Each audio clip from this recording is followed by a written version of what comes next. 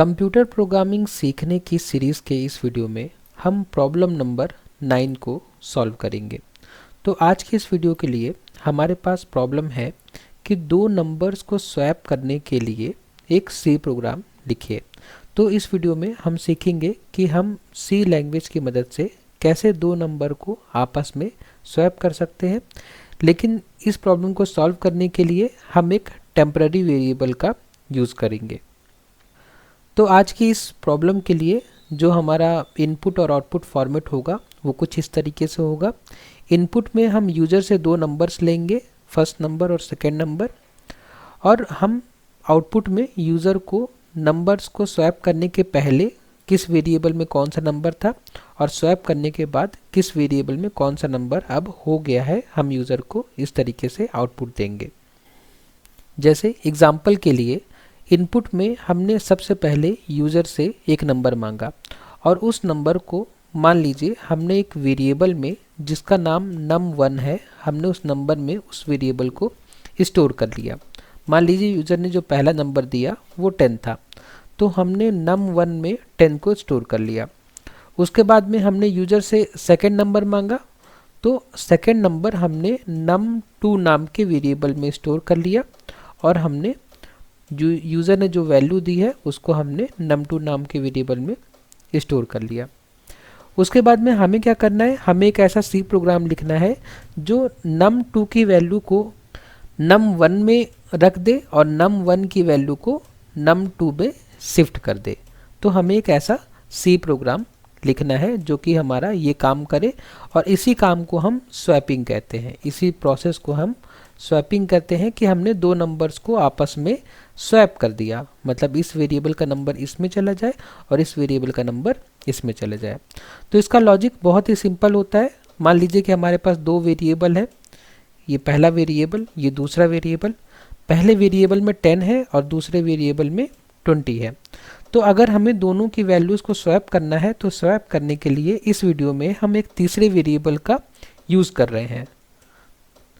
हम क्या करेंगे कि हम सबसे पहले वेरिएबल में जो हमारे पास नंबर है उसको हम सेव करके रखेंगे तीसरे वेरिएबल में, जिसको हम टेम्प वेरिएबल कह रहे हैं या टेम्पररी वेरिएबल कह रहे हैं। इसको हम टेम्पररी वेरिएबल इसलिए कह रहे हैं क्योंकि इसका काम टेम्पररी है। परमानेंट वेरिएबल हमारे पास ये दो हैं और इसका हम बस यूज़ कर रहे हैं स्वैपिंग प्रोसेस को करने के लिए। तो सबसे पहले मैंने क्या किया, जो हमारे पास पहला वेरिएबल है उसकी वैल्यू को मैंने टेम्प नाम के वेरिएबल में स्टोर कराया।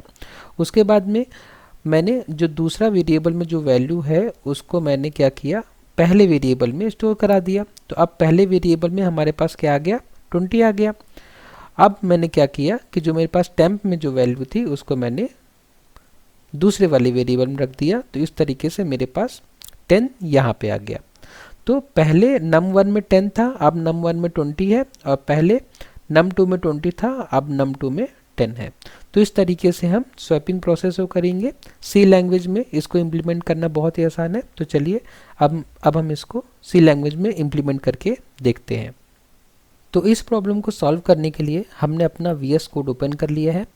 अपने VS कोड में हमने कुछ लाइनें पहले से लिख ली हैं ताकि हमारा इस वीडियो में थोड़ा समय बचे, क्योंकि ये लाइनें हमने इस वीडियो सीरीज़ में पहले डिस्कस कर ली हैं। फिर भी जब भी हम कोई सी प्रोग्राम लिखते हैं तो सी प्रोग्राम की शुरुआत में हमेशा ये लाइन हमें ऐड करनी होती है, जिसका मतलब होता है हैज़ इंक्लूड stdio.h। इसका मतलब कि हम अपने प्रोग्राम में stdio.h नाम की हेडर फाइल को इंक्लूड कर रहे हैं, ताकि हमारा जो प्रोग्राम है वो printf और scanf फंक्शन को समझ सके, क्योंकि printf और scanf फंक्शन का जो डिक्लेरेशन होता है वो इस हेडर फाइल में होता है। इसलिए हमें हर सी प्रोग्राम में इस फाइल को इंक्लूड करना कंपलसरी है। उसके बाद में हमने मेन फंक्शन बनाया है, क्योंकि सी लैंग्वेज का जो कोड एग्जीक्यूशन होता है वो मेन फंक्शन से शुरू होता है। तो हमने मेन फंक्शन बनाया है और मेन फंक्शन का रिटर्न टाइप इंट है, इसलिए हमने लास्ट में रिटर्न किया है एक इंटीजर जो कि 0 है। 0 एक इंटीजर है जो कि हमने लास्ट में रिटर्न कर दिया है। अब मैंने क्या किया है कि यहाँ पे इनपुट आउटपुट फॉर्मेट भी लिख दिया है ताकि हम समझ पाएँ कि हमें आउटपुट में लाना क्या है। तो चलिए कोड करना शुरू करते हैं। तो कोड करना शुरू करने के लिए सबसे पहले हम दो वेरिएबल बनाएंगे, num1 और num2 नाम का। उसके बाद हमने देखा था कि हमें एक टेम्पररी वेरिएबल की ज़रूरत पड़ेगी, तो हमने एक टेम्प नाम का वेरिएबल बना लिया है। तीनों ही वेरिएबल इंटीजर टाइप के हैं, तीनों ही वेरिएबल इंटीजर वैल्यूज़ को स्टोर कर सकते हैं। अब सबसे पहले हमें क्या करना है, यूज़र को मैसेज देना है कि इंटर द फर्स्ट नंबर। हमें यूज़र को ये मैसेज देना है, तो मैं क्या करूँगा, मैं लिखूँगा printf, और printf की मदद से मैं यूज़र को मैसेज दूंगा।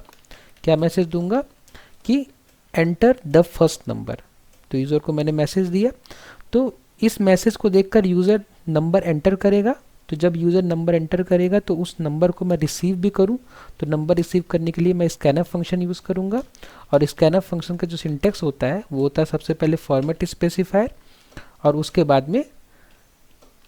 बाद में डबल कोट्स के बाद हमें जिस वेरिएबल में इस वैल्यू को स्टोर करना है, तो हमें num1 नाम के वेरिएबल में इस वैल्यू को स्टोर करना है। तो मैंने %, लगा के num1 लिख दिया। जब यूज़र फर्स्ट नंबर एंटर करा देगा तो हम यूज़र से क्या बोलेंगे, सेकंड नंबर एंटर करने के लिए। तो मैं फिर इस लाइन को कॉपी कर देता हूँ और यहाँ पे फर्स्ट की जगह क्या कर देता हूँ, सेकंड नंबर। मैं यूज़र से क्या बोल रहा हूँ कि सेकंड नंबर एंटर करिए। जब यूज़र सेकंड नंबर एंटर करेगा तो हम उस नंबर को num2 नाम के वेरिएबल में ले लेंगे। ओके, फिर हमने क्या समझा था कि हम अब स्वैपिंग करेंगे।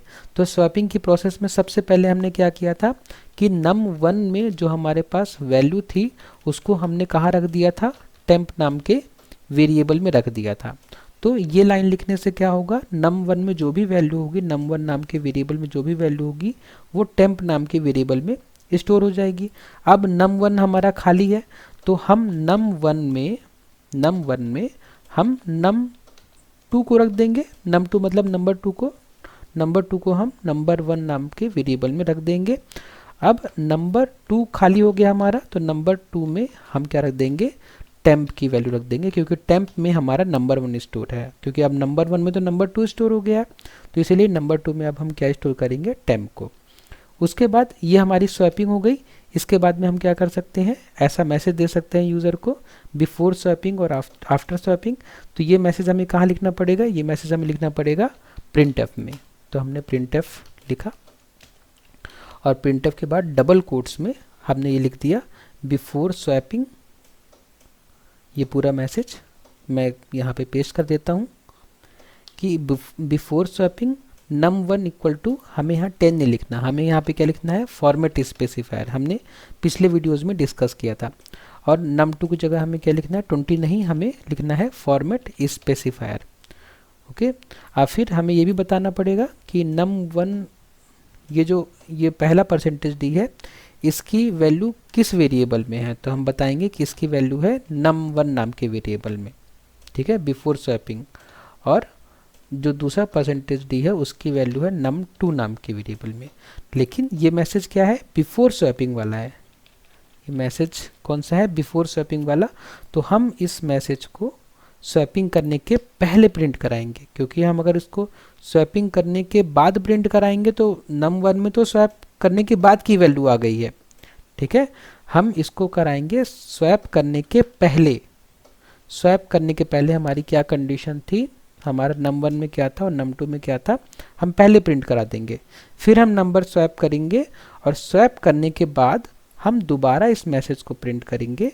लेकिन यहाँ पे कुछ चेंजेस करते हुए हम लिख देंगे आफ्टर स्वैपिंग, क्योंकि स्वैपिंग करने के पहले num1 की क्या वैल्यू थी और स्वैपिंग करने के बाद num1 और num2 की क्या वैल्यू है ये हमें बताना है। तो इससे हमारा ये प्रूफ हो जाएगा कि हाँ स्वैपिंग हुई है, ठीक है, स्वैपिंग हुई है। तभी देखिए यहाँ पे हमने num1 यहाँ भी प्रिंट किया, num1 यहाँ भी प्रिंट किया, लेकिन यहाँ num1 में जो पहले वैल्यू थी num1 की, अगर मान लीजिए हम 10 लेते हैं तो यहाँ 10 ही प्रिंट होगा।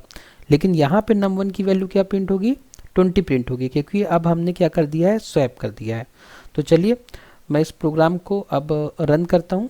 रन करके हम देखते हैं, और रन करने से हमारी बहुत सारे कॉन्सेप्ट क्लियर हो जाएंगे।